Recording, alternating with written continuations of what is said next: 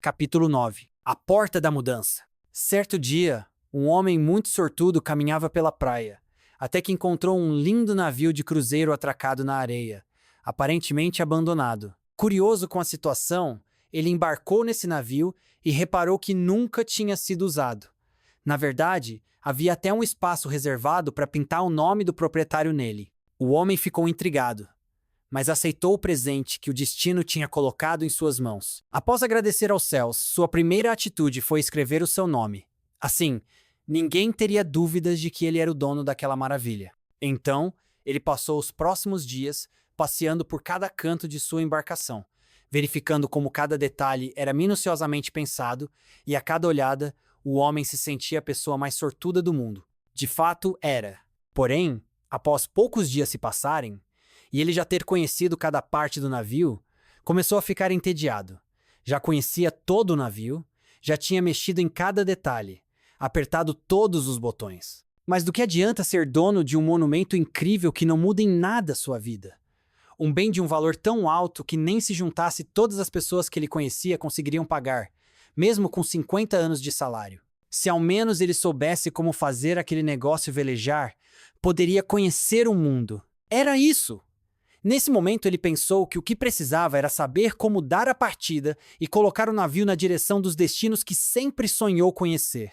Assim, o homem buscou alguém que fosse especialista em navios para ensiná-lo a utilizar aquela belezinha. E encontrou um senhor, já com suas barbas brancas, aparentemente muito sábio, que lhe falou: "Seu navio é mesmo espetacular. Na verdade, é o modelo mais avançado de todo o mundo. Ele tem um sistema tão inteligente que navega até mesmo por comandos de pensamento. É isso que eu preciso. Me diga como alcançar pelos destinos dos meus sonhos", replicou o proprietário com empolgação. "É muito simples. Para este navio, basta você imaginar aonde quer chegar e apertar um botão secreto, que fica escondido por questões de segurança. Entretanto, eu cobrarei R$ 1 milhão pela aula." Então o homem respondeu irado: "Como pode? O senhor quer me cobrar R$ 1 milhão para me mostrar um botão. Isso não faz sentido. Me explique por que cobra tão caro." E o sábio respondeu calmamente: "Você tem toda a razão. O preço para eu lhe mostrar o botão é R$ 10. Saber onde está o botão certo para apertar é R$ 999,99 reais." Adaptei esta história de uma piada que achei muito sábia. Como você já sabe, você tem uma máquina fenomenal de potencial ilimitado à sua disposição. A questão é: como essa máquina tem navegado? Para criar felicidade, bons relacionamentos, saúde e sucesso? Ou para criar hábitos negativos, tristeza, depressão, vício, fracassos? Quanto valeria saber como alterar o rumo desse navio para alcançar seus sonhos? A saúde e os resultados que você busca na vida? É exatamente isso que vou começar a ensiná-lo neste capítulo. E o preço que você terá pagado será apenas o valor deste livro e seu tempo. Mas, por favor, não subestime esse conhecimento, pois vale muito mais do que isso. Estou mostrando a porta para sua nova vida. Agora cabe a você atravessar, ralar. Vale a virada da sua história. Muitas pessoas já tiveram a vida transformada por conta disso. Eu mesmo já faturei muito mais do que R$ 1 milhão, aplicando o que estou ensinando aqui, começando do zero. Apenas faça e veja os resultados por si mesmo. O consciente dá a partida e o subconsciente segue. Você já entendeu que muitos pensamentos surgem por conta das programações de seu subconsciente.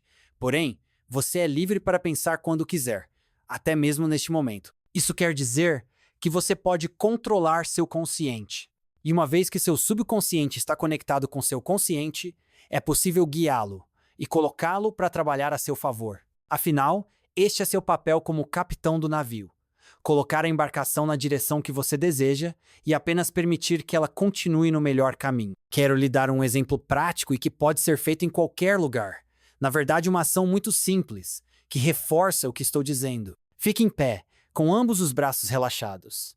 Agora, erga o braço esquerdo até a altura do ombro e comece a fazer um movimento devagar e constante, até levar o braço para frente do corpo. É para ser bem lento mesmo. Você deve demorar uns 20 segundos para concluir o processo. Veja as figuras a seguir, para entender melhor o que é para ser feito. Figura 1. Posição inicial: braço esquerdo erguido na altura do ombro, ao lado do corpo. Figura 2. Direção do movimento: braço se movimentando devagar até a frente do corpo. Figura 3. Posição final: braço na frente do corpo, depois de 20 segundos de movimento. Este ainda não é o exercício final. A primeira vez é só para você pegar a velocidade em que vai mover o braço, mas não precisa ser tão preciso também. Pronto? Em seguida, vamos para o experimento de verdade. Dessa vez, você fará o mesmo exercício, porém de olhos fechados. E quando começar a mover o braço, depois de uns 2 segundos enquanto o braço se move, comece a prestar atenção nas sensações de seu pé. Em seguida, atente-se um pouco à velocidade de sua respiração. Depois, repare em qualquer barulho ou ruído ao redor. Então volte a ficar atento ao braço, que vai continuar movendo-se. Por fim, abra os olhos e veja o quanto ele se moveu.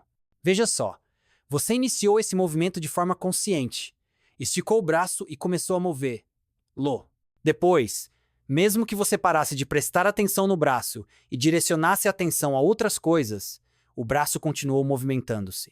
E se você não movia o braço de forma consciente, então ele era movido pelo seu subconsciente, pois foi esta a última instrução que ficou com ele. Porém, você estava no controle. Se você quisesse parar o braço e terminar o exercício, a qualquer momento você poderia fazê-lo. E é assim que funciona. O consciente começa uma ação, e o subconsciente a leva adiante até que o consciente decida romper com o trabalho. Outro exemplo é quando você vai amarrar o cadarço. Você primeiro decide que quer amarrar, então se abaixa e segura o cadarço de maneira consciente. Após isso, suas mãos simplesmente fazem um movimento que termina com o cadarço amarrado. Provavelmente você conseguiria fazer isso de olhos fechados. De novo, você decidiu começar e o subconsciente terminou. Estes são obviamente exemplos pequenos e pontuais. Pense neles como uma viagem bem curta, onde o ponto de partida é o cadarço desamarrado e o ponto de destino é o cadarço amarrado. Seu consciente já sabe que o subconsciente consegue desempenhar a tarefa, sabe conduzi-lo pelo trajeto. Então você a inicia e permite que o subconsciente a termine. No entanto, nosso objetivo aqui é fazer viagens mais longas, direcionar o subconsciente para a solução de seu desafio. O caminho é um pouco mais complexo, mas o princípio é o mesmo. Primeiro, depende de você começar. Você precisa dar a direção e confiar que sua mente poderosa fará o restante. E quais são os ingredientes necessários para começar a controlar esse cruzeiro? O combustível para dar partida no navio. Acredito que precisamos apenas de 2 coisas para estarmos prontos para começar qualquer jornada. Esses 2 ingredientes nos preparam para a ação e nos impedem de desistir. São eles: crença e motivação. Crença. Veja, tudo o que você faz de forma intencional é porque acredita que no final vai acontecer o que espera. Basta se lembrar de algumas situações que viveu. Por que alguém passa a noite se esforçando para aquela prova? Se não porque acredita que vai valer a pena conseguir o diploma? Ou porque alguém acorda às 5 horas da manhã para pegar um ônibus lotado para fazer um trabalho que não gosta? Se não porque acredita que isso vai dar um futuro melhor ao filho. Se não acreditarmos que vai valer a pena, nem tentamos, não é verdade? A maioria das crenças faz parte do subconsciente. São como verdades inquestionáveis, como já explicamos. Porém, há crenças que começam a se desenvolver no consciente. Já ouviu a máxima "contra fatos não há argumentos"? É exatamente isso. É difícil para o subconsciente negar um fato inquestionável para o consciente. Talvez suas programações subconscientes digam que é impossível superar uma depressão em menos de 6 meses. Porém, quando você começa a pesquisar e achar histórias de pessoas que conseguiram superar esse mal, após uma sessão de terapia ou depois de começar a praticar um exercício, suas verdades começam a ser questionadas. E se você continua buscando e talvez conhece pessoalmente alguém que passou pelo mesmo problema que você, e essa pessoa lhe fala que resolvê-lo foi mais simples do que parece. E depois outra pessoa fala o mesmo, e em seguida, você encontra mais uma evidência. Vai chegar um momento em que você estará convencido de que é possível e não vai se contentar com nada menos do que isso. Um exemplo notável disso está no atletismo. Em 1954, era considerado fisicamente impossível um ser humano correr 1,5 metros em menos de 4 minutos. O mais próximo disso era o recorde de 4 minutos e 1 segundo, há 9 anos intacto. Até que o atleta Roger Bannister não aceitou que era impossível. Ele sabia que só era preciso acreditar nele mesmo. Assim, conseguiu quebrar o marco, com o tempo de 3 minutos e 4 segundos. O interessante é que poucos anos depois, vários corredores já conseguiam esse tempo. E hoje, até corredores amadores conseguem correr 1,5 metros em menos de 4 minutos. Portanto, busque evidências de que é possível conquistar o que você quer fazer ou se tornar. Converse com pessoas que conseguiram da maneira que você gostaria, leia livros de histórias que comprovem que é possível. Afinal, se alguém em condições iguais ou piores que você conseguiu, por que você não conseguiria?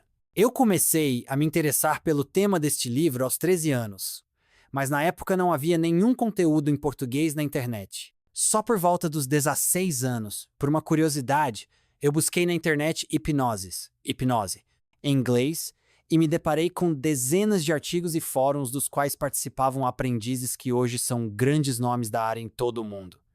Porém, havia um grande problema. Meu inglês era praticamente zero. Como eu queria aprender inglês, a primeira coisa que fiz foi pesquisar o tempo mais rápido que era possível para aprender a nova língua, pelo menos para ler textos naquele idioma. E conheci pessoas que conseguiam compreender bem um texto em inglês com 6 meses de estudo, sem cursos tradicionais. Exigia muita dedicação ao estudo, mas acreditei que era possível. Isso que importava. Contudo, faltava mais um ingrediente: motivação. Depois que você acredita que é possível, basta se colocar em ação. Mas será que vai valer a pena tanto esforço? Isso só você pode responder. Motivação. Motivo para a ação. Para uma transformação acontecer, é preciso que a motivação para mudar seja pelo menos mais forte do que as programações atuais do subconsciente. Ou seja, a vontade de mudar precisa ser mais forte do que o que mantém você como está. Do contrário, é provável que você desista no meio do caminho. Quais são seus motivos para agir?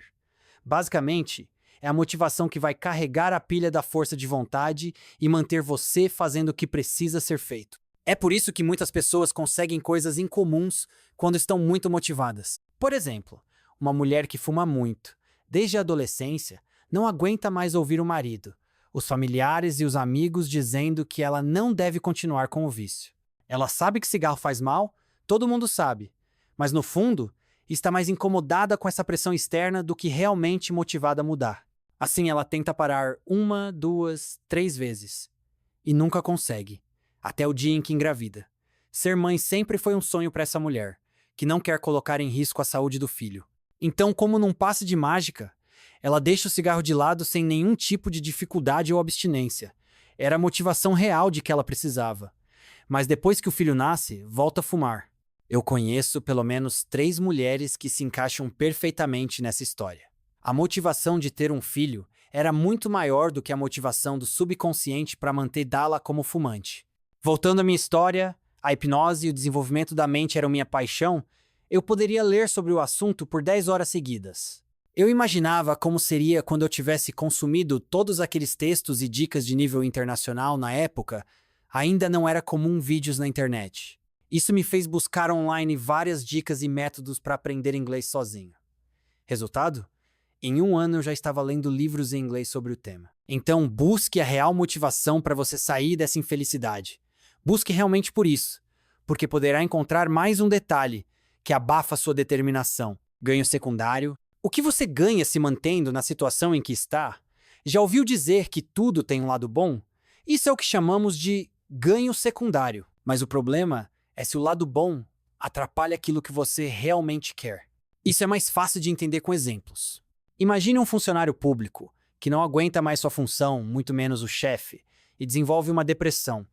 Por conta da doença, precisa ser afastado do trabalho, até que se recupere. Enquanto está doente, ele fica em casa, recebendo o mesmo salário, próximo dos filhos e da esposa. Só é preciso visitar seu médico 2 vezes por semana, até que receba alta. Será que esse sujeito está realmente motivado para sair da doença e voltar a enfrentar aqueles dias sofridos? Não me entenda mal, não estou dizendo que esse sujeito seja desonesto ou sem vergonha. Porém, em algum nível da mente dele pode haver dúvidas de quanto vale a pena voltar para a situação anterior. Também é comum se repetirem ganhos secundários muito claros em mulheres que sofrem de fibromialgia, uma síndrome que provoca dores por todo o corpo, sim. É possível utilizar a hipnoterapia no tratamento da fibromialgia. Esta é uma doença mais comum em mulheres. E não é raro observarmos nelas ganhos secundários relacionados à carência de atenção do marido ou da família. Enquanto a dor existe, recebe uma atenção especial do marido, por exemplo, que diminui as horas de trabalho para ficar com ela. Então, mesmo que o processo de hipnoterapia possa aliviar completamente as dores, elas acabam por retornar. A solução? Usar a mente consciente e buscar o máximo de motivos que comprovem que sair daquela situação vai ser muito melhor. Talvez a possibilidade de mudar de emprego, começar uma nova atividade física com toda a família, ou simplesmente analisar todos os ganhos secundários e se convencer de que não vale mais a pena viver na condição atual. A crença e a motivação andam juntas. Você pode acreditar que muitas coisas são possíveis, mas talvez elas não façam seus olhos brilharem nem um pouco. Então, não terá gana de perseguir essas possibilidades. E por outro lado, é impossível que você fique motivado com algo que não acredita ser possível. Não importa se você vai buscar acreditar ou se empolgar primeiro, quando você tiver esses dois ingredientes em conjunto, estará no caminho da transformação. Como mudar padrões comportamentais em 4 passos. Vamos colocar em prática? Quero compartilhar uma estratégia que uso quando quero adotar novos comportamentos. Depois que eu percebo ou decido que preciso mudar algo em mim, sempre sigo esse plano de ação e percebo como funciona muito bem para aprimorar algum ponto no meu modo de agir. É o plano dos 7 dias para mudar um comportamento em 4 passos. 1 passo, encontre sua real motivação. Para começar, pare e pense. Qual é o novo comportamento que você quer adotar? Parar de se desanimar com a vida, de comer algo específico que lhe faz mal, de agir sem pensar. Ou talvez começar a ler mais, praticar uma atividade física, acordar mais cedo. Antes de se decidir completamente, reflita. Isso realmente é possível? Já pesquisou casos de pessoas que conseguiram ter a mudança que você deseja? Se alguém conseguiu, então você também pode conseguir. Agora, é hora de entender por que isso é importante para você. Por que você deseja incluir esse novo comportamento em sua rotina? O que ele pode trazer de melhoria para a sua vida? Como isso mudaria você e as pessoas ao seu redor daqui a 1 ano? E daqui a 3 anos? Anote todos os motivos que teria para passar a ter esse novo comportamento. Analise todas as possibilidades. Anote o que achar relevante. Além de você, que outras pessoas se orgulhariam de sua decisão de mudar? Pense e anote tudo de bom que aconteceria agora e depois só por você ter mudado isso. Guarde esse papel. Além de ele ser seu compromisso consigo mesmo, também carrega os porquês de sua decisão pela mudança. 2. O passo planeje a mudança. Decisão tomada, crenças alinhadas e motivação a 1000. Agora pare para pensar outra vez. Você está preparado para realizar isso todos os dias? Mesmo que seja difícil trocar essa programação mental, é importante considerar alguns pontos.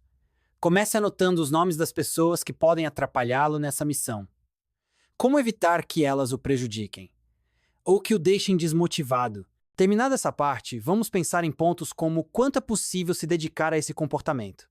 Um conselho: comece devagar, seja realista, estabeleça metas possíveis de serem executadas. Um exemplo simples: se o comportamento desejado é parar de ingerir açúcar, então comece eliminando aqueles doces da sobremesa que você nunca deixa passar, para o impacto não ser tão grande nessa etapa inicial.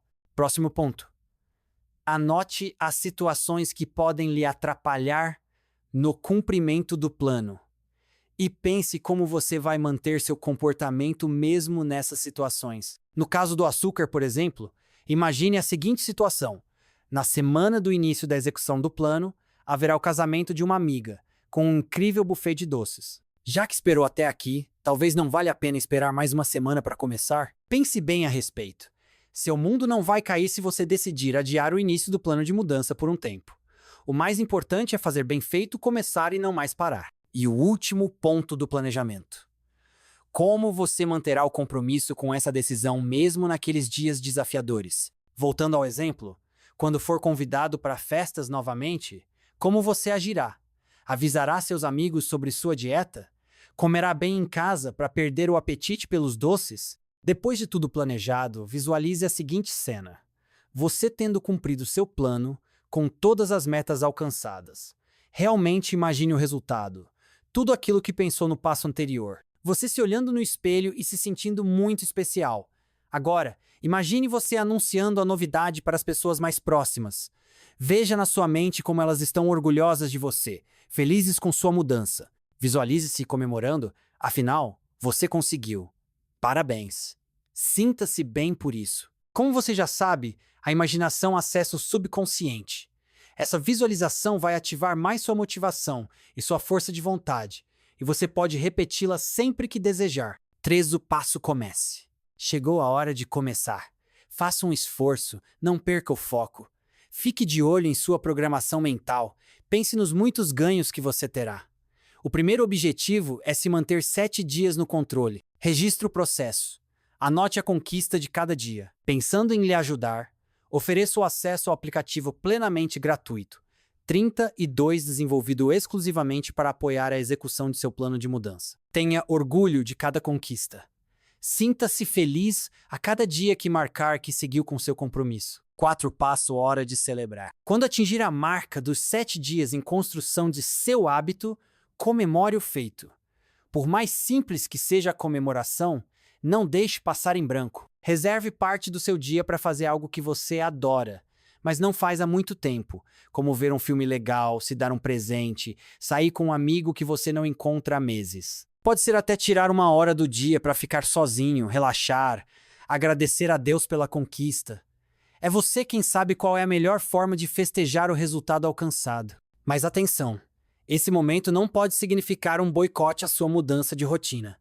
Não dá para comemorar a ingestão de menos açúcar no dia a dia comprando uma barra de chocolate de sua marca predileta. Fuja dessas ciladas. Para continuar o plano de ação, repita todas as semanas a visualização da conquista e do reconhecimento das pessoas queridas, e as etapas que viu aqui. Este vai ser um combustível para você seguir em frente, sem desistir do grande plano. Pense no desafio dos 7 dias como uma ferramenta para lhe dar capacidade de transformar a própria vida. Este é o primeiro passo. Seguindo bem os passos estabelecidos, qualquer meta pode se encaixar perfeitamente em sua vida. Apenas decida o que vai ser e procure as motivações reais para a mudança, para dar um gás na motivação. Em nosso aplicativo Plenamente, outra sugestão disponível para você fechar com chave de ouro a primeira grande vitória é utilizar a hashtag #7dias no controle. Veja lá como é legal essa possibilidade. Você quer? Você pode. Não se esqueça, sua vontade parte da mente consciente e o subconsciente continua a conduzi-la. Assim, a reprogramação acontece e se torna cada vez mais natural. Mais uma vez, é algo simples de se fazer. Talvez não seja fácil, mas simples é.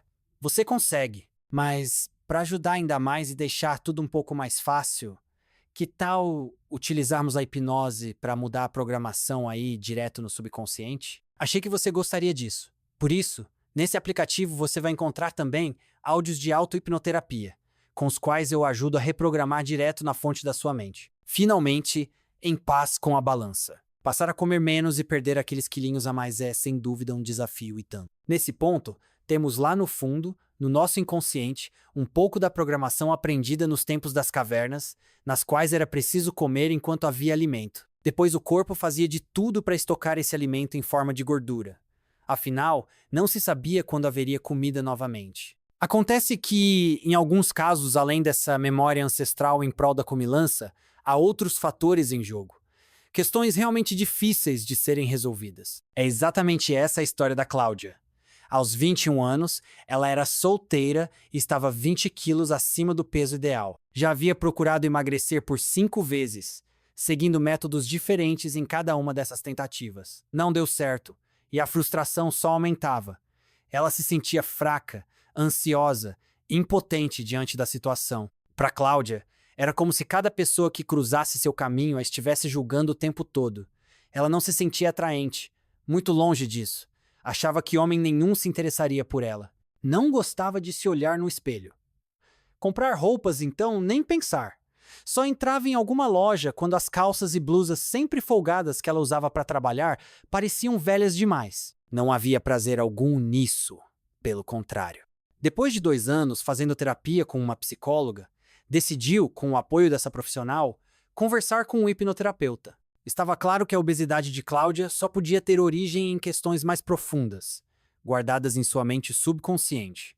E lá foi ela, com disposição para entender o que de fato estava acontecendo. Na hipnoterapia, ela descobriu que havia sido vítima de abuso cometido por um tio quando tinha apenas 6 anos, num dia em que seus pais não estavam em casa. Na ocasião, o abusador disse para ela que papai e mamãe iam ficar muito tristes se soubessem que Cláudia quis brincar daquela maneira. Por isso, ela nunca deveria falar sobre o assunto com ninguém. Diante disso, a mente subconsciente daquela moça entendeu que ela não poderia mais ser chamada de lindinha pelos pais e familiares. Afinal, alguma coisa havia mudado. Existia um segredo, acompanhado de uma dose enorme de culpa, mesmo sendo ela a vítima. Dali em diante, ela não queria que nenhum outro homem a fizesse sentir como aquele tio a fez sentir. O subconsciente, então, ocupou-se de tentar tirar de Cláudia aquilo que a fazia se sentir desejável. Era, como já sabemos, uma forma de proteção. O resultado é que hoje, felizmente, Cláudia não tem mais ansiedade e compulsão por comida. Ela agora come menos, sente-se saciada mais rapidamente.